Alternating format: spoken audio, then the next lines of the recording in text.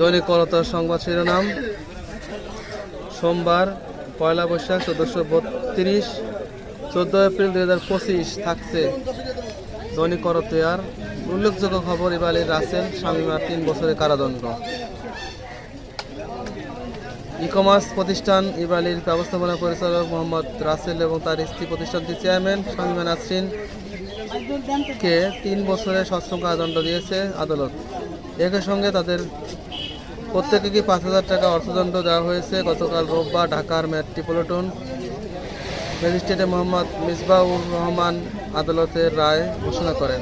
আসামিরা পলাতক থাকায় তাদের বিরুদ্ধে গ্রেপ্তারি পরোয়ানা জারি করা হয়েছে। মামলা শুরু জানা গেছে, ইবালির মাধ্যমে প্রতারণার শিকার হয়ে অর্থনৈতিক ক্ষতির মুখে পড়েন মামলার বাদী মোহাম্মদ রাজীব।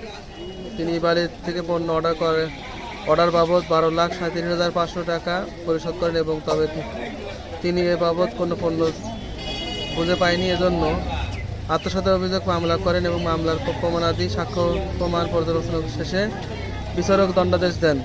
গত ২৯ জানুয়ারি মোহাম্মদ রাসেল ও শামীমা নাসরিন প্রতারণার আরেক মামলা ২ বছর কারাদণ্ড দেওয়া হয়।